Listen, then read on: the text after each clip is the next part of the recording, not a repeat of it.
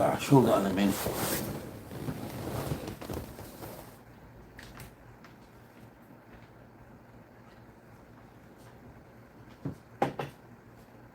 If I if I don't have a gazillion questions about people who wants to open up a food truck business, I should have had it. I got a whole list of people. You know, they would always ask me like, why did you open up a food truck? What should they what should I don't know. It's just there's so many questions. The only thing I can tell you, if you came up with an idea that you want to open up a food truck, somehow you got pissed off at your boss or you want to quit your job. Okay?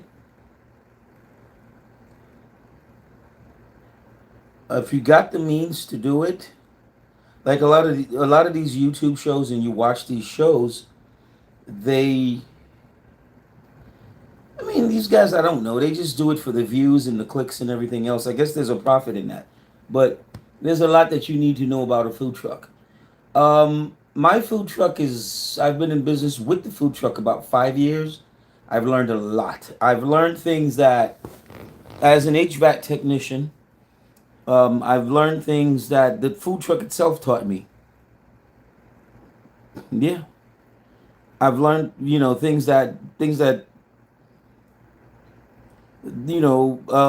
okay, let me give you an example.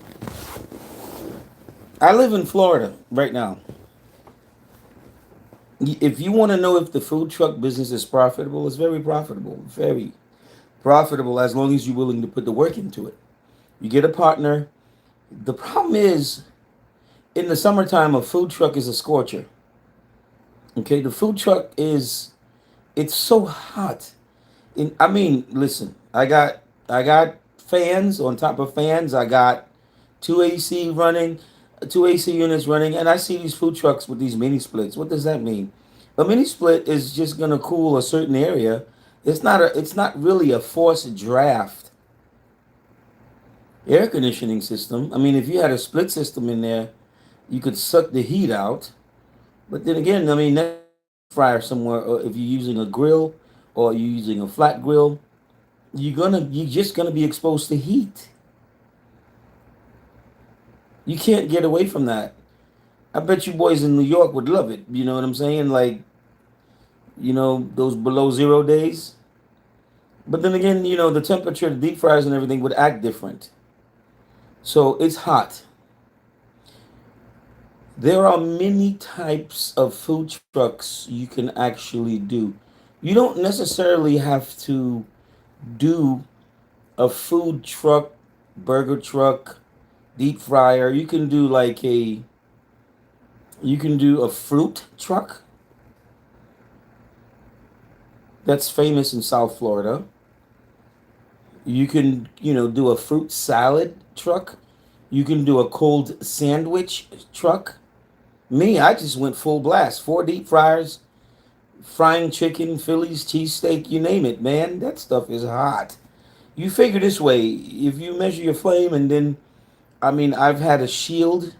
I made a shield and then the exhaust fan. Original temperature coming out of a deep fryer. Wow. Just a guess, 800 degrees.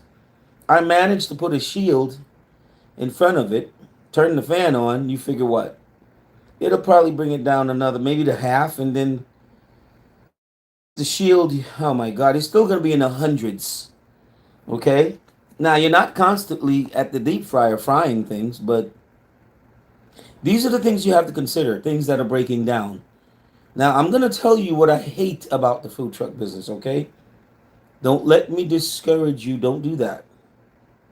I can guarantee you right now, if you were doing something illegal to make money, you can buy a food truck and probably make more money legally. There's a lot of money. You just got to get your ducks in a row. Keep your head cool. Yes, please. Keep your head cool. Stop the arguments in between you and your wife. She's hot too. She's nervous too. Customers are bugging her too. You forgot the order and you blaming her? Okay, we're not going there. Anyway, what I, what I, well, here's my honest, all honesty. What I hate about the food truck are the bugs.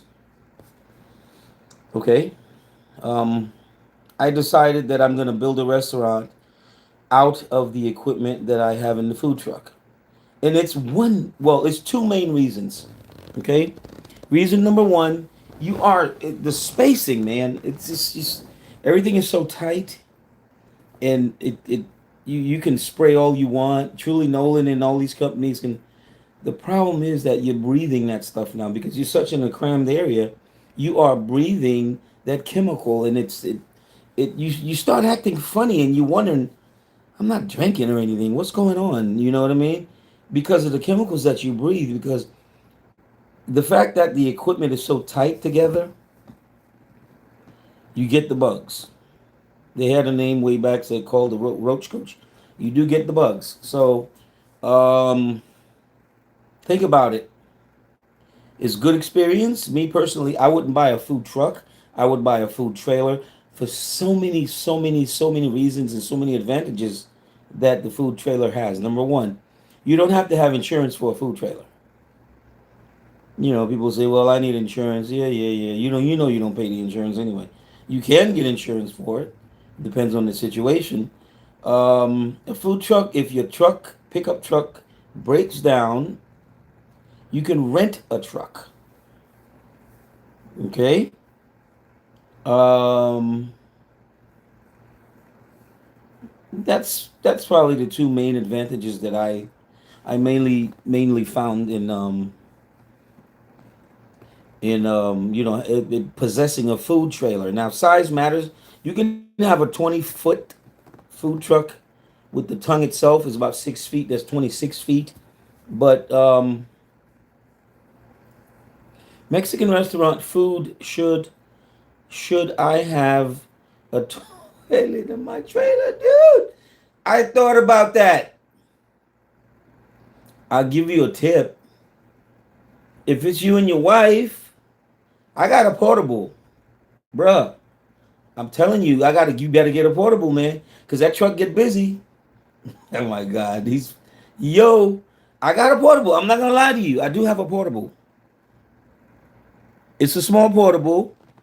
You know, sometimes you gotta pee. You know what I mean? It's like you can't rush to the bathroom. I mean, most places, the food truck is in a remote area.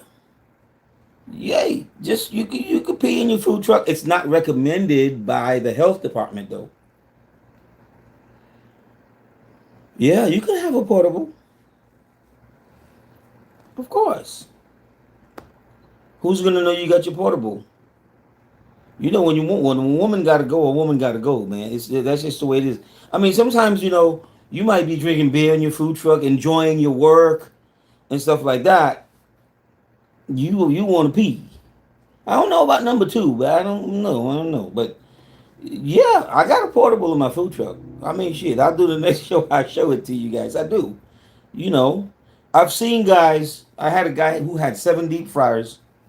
This guy had a bathroom, like a portable stand-up shower in his food truck. He wasn't playing. I don't know if everybody else used it, but he used it.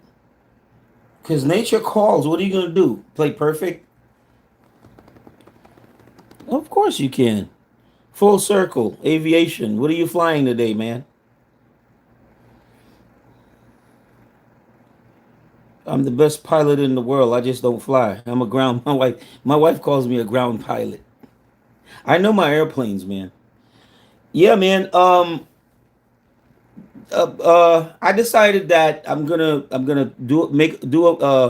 build a small restaurant in my food truck. Now, here's the thing. Most states require what? A commissary, right? The commissary does what for you? You pay them a bunch of money. You never show up. Okay, well, it's required to have it. Some states do allow you to have your own commissary. Let me tell you how that work. Pay attention, guys. Take notes. In the state of Florida, MFD means mobile food dispensing unit, right? Echevarria, how you doing? Okay, mobile food dispensing unit means you are selling food out of that box. And then once you pass all the requirements, you can actually be your own commissary. Meaning you got enough space to store and refrigerate your products, enough shelves to store your products. Did you know that they don't want you cooking in that food truck? No, they don't. They want you prepping in that food truck? No, they don't. They want you to buy already cooked food, and then, you can sell it, fry it, bake it, and stuff like that. If you are your own commissary, you can cook in your food truck. That salmonella's no joke, guys. I bought some fish from a store 2 days ago. I went to frying the fish for me and my wife. That stuff was all. I mean, if I wasn't Surf Safe certified, I would have ate that fish and probably would have been sick. The fish was rotten, and I'm not gonna name the store, but it's one of these biggest big deals in Orlando. Everybody's going to now. Um, you can be your own commissary, and as long as you can refrigerate a large amount of food, as long as you can do the same thing the commissary can do for you. Okay, what does the commissary do? Okay, you go there, they want you to store your food, and then they charge you by the hour. Once they charge you by the hour, you coming in the morning, you grab your food, you can come back at night and cook your food. Come on, man, come on, come on. Nobody does that. I'm sorry, unless you got a roach coach, one of those wing trucks that you just go to the commissary and cook, your potato balls and sandwiches and stuff like. You could buy that from the commissary. You could have a regular truck. As long as you refrigerate everything, you can go to any commissary and say, "Hey, man, can you cook me a box of this and that?" They'll do it. You pay them, they make money, you make money. See, this is the stuff that when you get in the business, you start to understand that a lot of these guys on YouTube, they just, it's like, oh, well, you can this and that. They just make it look so glamorous, and it's braggadocious to the point where, oh my God, I'm gonna make a bunch of money in this food truck. No, man, you gotta have experience. Things break down. If you got a food truck, transmission goes out, what are you gonna do? Tow it to the event? Events. I don't like events. I'm gonna tell you why.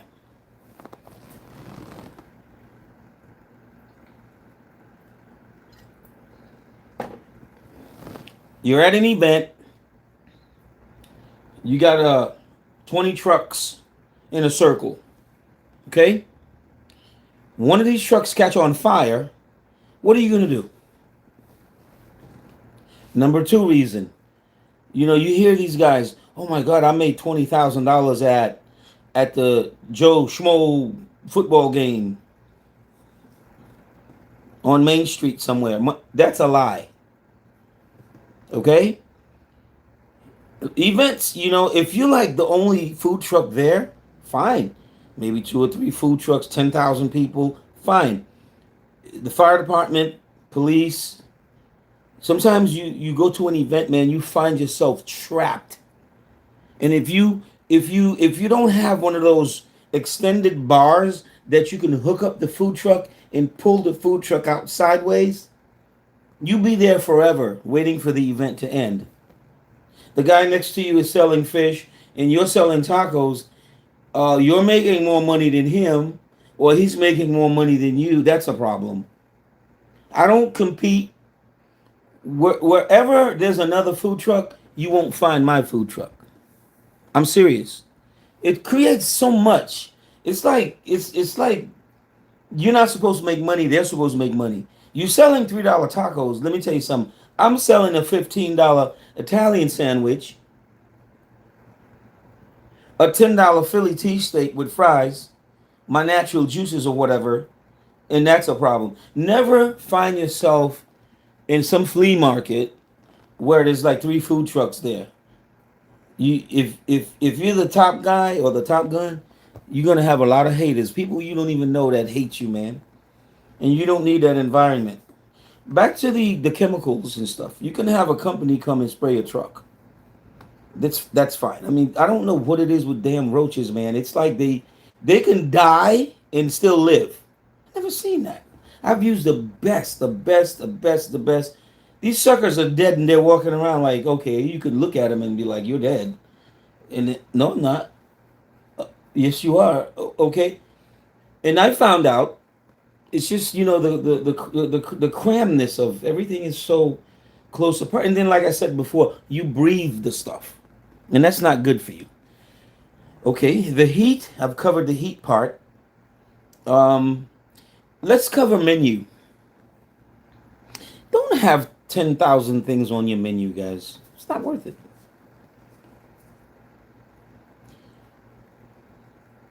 I mean, just look at McDonald's. They just do burgers, right? I mean, burger, chicken burger, beef burger, and fries, and a drink. Do a square meal that involves three sides, or it's got three items in it. Whatever you like to do. Don't have a menu, man, and people just like, oh my God, shish kebab. Oh, this, that. Let me tell you something. If you walk up to a food truck that's got a freaking list like a billboard, something is not gonna get cleaned. Something is gonna make you sick. Take it from me. I tried it. I started making money when I was modifying things. You know what I mean? I would say, well, if I'm gonna make a taco, I'm gonna make. I've been to Arizona. I've been across that border there, buddy. And their tacos taste much different than this crap they're selling you in Florida. Let me tell you. No, no, no, no. Trust me. I don't know. It's been a few years. If you go to like a Taco Bell in New Mexico somewhere, and then you eat their tacos, it's different. Way different. More meat, more fresher. That's just my experience, my opinion, my experience. Okay. Um, Santisa, hi, how you doing? Thank you.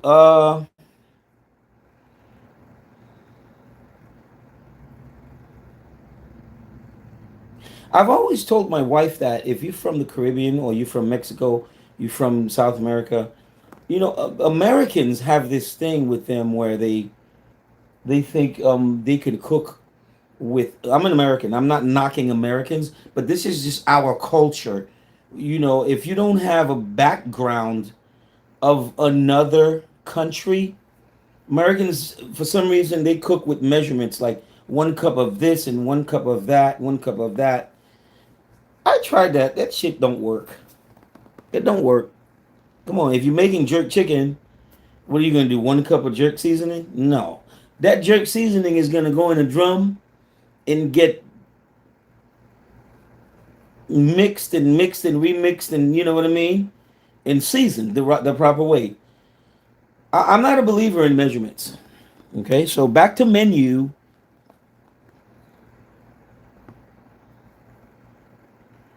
I would have 3 or 4 things on the menu, three maybe two drinks and sodas and everything else. That's automatic. But you can have an Italian sausage, 8-inch bun. You can have a Philly, the same bun. You can do a fish sandwich, the same bun. Be known, be known for that best Philly's cheesesteak. I'm from up north. I've never heard of cheese whiz. Well, I've never heard of yellow cheese in a Philly's cheesesteak. I don't know, guys. I don't know.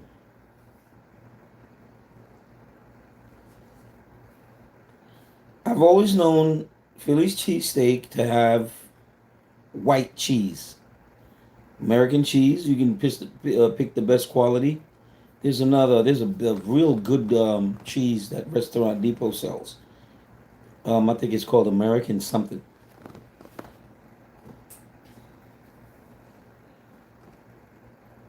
Your fresh peppers, your onions, and I'm sure you got a touch. I know you got a touch. You got something, mommy taught you, and that nobody knows about it, and that entices and keep the customers coming. Here's the reason why: if you got 10,000 things on your menu, it slows you down. Okay, people will walk past and say, "Wow, this guy's got a man. He's got a long line." No, he doesn't have a long line. That food truck is slow. It's not that he has a long line. He's not pushing them out fast enough. Me and my wife sell to 1,000 people in one day, and you get to the point where the shit wears you out. I'm telling you, the bottom of your feet, you're tired. Honestly, I couldn't do a food truck every day.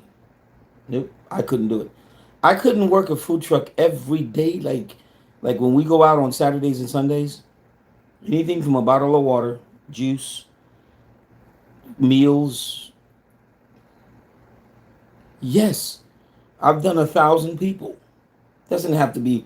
It could be a soda, but you still have to get to that window, this window, and that window. And then, God forbid, if you don't have two windows, you're in trouble. What? You need an in window. You need an out window, because people get pissed off, especially if you got those customers that are like, okay, I'm on lunch. I called you. You didn't pick up the phone. Well, you didn't pick up the phone because you're in trouble. You got 20 people in line. That's the reason why you shouldn't have so many things on your menu. I mean, if you got sandwiches, you got sandwiches.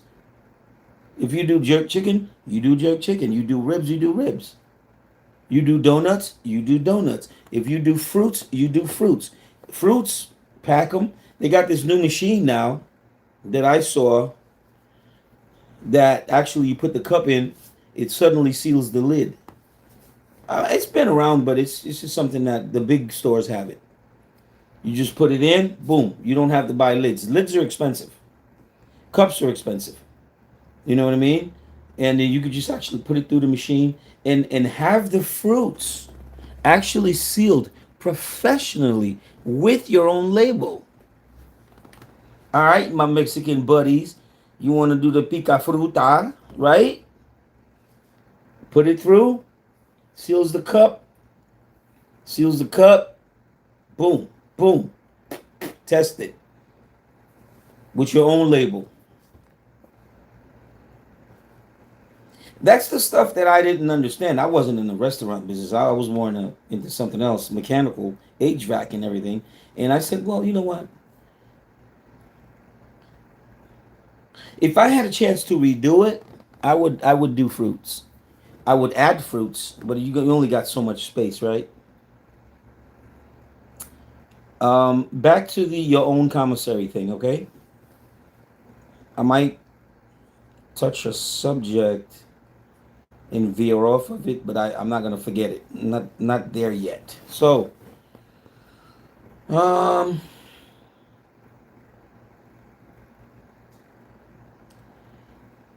I well let me finish the fruit thing. Um, there's something more important. Let's go to repairs. Have you ever thought, okay, well, like I said before, you want to open up a food truck, you want to go in business for yourself. If you don't have the experience, believe me, you are in for a disaster until you build experience. It's going to take about 2 years to build experience. And if you got people who's around you who has experience, they can help you. Never act like a know-it-all. Trust me. Don't do that. Don't act like a know-it-all, because what happens is people walk away from you. You just listen and ask questions, like act dumb. Just act dumb. Like, oh, I don't know. Can you show me, please? Please? And people will be happy to show you. Now,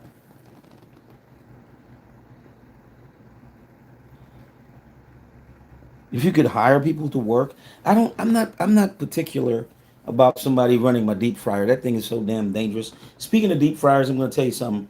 I know I'm jumping subjects. Deep fryers, when your deep fryer is getting too hot, it's clogged at the bottom. If you guys are interested in that, leave me a message and then I'll get into that. And it's very dangerous. Okay, very, very dangerous when deep fryers, especially gas deep fryers, when they build that soot right in between the honeycombs, you got to shoot that with water and free that up. Okay, have you when you say, well, I got 80 grand, I'm gonna open up a food business or a food truck business. That's nice. 80 grand, 80,000 would get you a beautiful truck, diesel generator, air conditioning, and everything. You ever thought about how much a transmission costs if it breaks down? Can you repair it? Deep freezer going out, a deep fryer going out. You got to think about those things. So before you get into it mechanically, you got to be like, well, what if my deep fryer goes out? Well, you could always repair a deep fryer. What goes wrong with a deep fryer? Some thermistor, some thermostat control, right? But the maintenance is the if you got a say for instance like a true freezer or something like that that goes out because these things I don't know what it is about appliances these days, man. I mean, we got to realize that refrigerator is inside of a what? Inside of a closed, enclosed space. It's really not breathing. But if you look at the technology, the way these guys build these things, I give them a lot of credit. It's not the same coils anymore. It's more like a, spaced out tubing. That's your evaporator. But they do. The fans go bad. I mean, one of my fans went bad, and it just the refrigerator wasn't cool. Freezer wasn't cooling. You know what it took for me to take that refrigerator and pull it out of the slot in the food truck, man? If I had to do that job for someone, I would charge you probably just $400 or $500 just for the labor. First, you got to empty the freezer, unbracket it, pull it out, and then it's like you're in a submarine. I was able to get the fan in there. It's been a year or two. The guy's happy still. Deep fryers. Deep fryers go into like a bad carburetor mode, if you guys understand what I'm saying. A lot of them would start to run rich, and you would notice a lot of black soot. That's because the ratio between the gas and oxygen actually gets confused over time. And then you would go to a store that sells appliances, and they would always badmouth this Atosa. Oh, I wouldn't buy those things. I'd rather get me a higher, bigger, a higher, what you call it, just so they can sell you something. All deep fryers are made the same, buddy. Just like your lawnmower. Remember that? They used to be John Deere. Everything is Briggs and Stratton now. Get yourself a good technician, because after you change parts in the deep fryer, you got to do what's called a flow gauge. You got to use some sort of manometer to make sure that your oxygen and your gas, the mixture ratio is proper. Okay? Uh, I don't like these stoves, man, that you stick your lighter in, and that lighter lights the stove, or you hold on to the knob too long. And next thing you know, you hear poof. I mean, no, I'm not into that American standard. I don't know. Get in the food truck, make sure you have an exit door in case of an emergency. Your fire extinguisher, always check that. It's got to be the K type grease. Your hood, make sure that's up to date. Keep your grease, keep your appliances, keep your stoves, your flat grills, keep that stuff clean. I don't buy this blacktop, guys. Brick that flat top. You've been cooking in that on that thing for 6 months and it's blacktop now? Okay, come on. It ain't Blackstone. No, clean it. The best way to clean your grill, I got two ways that I clean my flat grill. I stone it. If you stone your grill, you're not using chemicals. But if you're in a hurry, you can use the greaser and lime juice. Lime juice will make it pearl white. Okay? So if you guys are interested in this live of mine, there's a lot that I can show you, and I'm pretty sure I can learn from you. Just leave me a thumbs up. It's free. Leave your comments. Be nice. Chef John, grab and go. Restaurant geeks, over and out. Now I gotta figure out how to turn this off.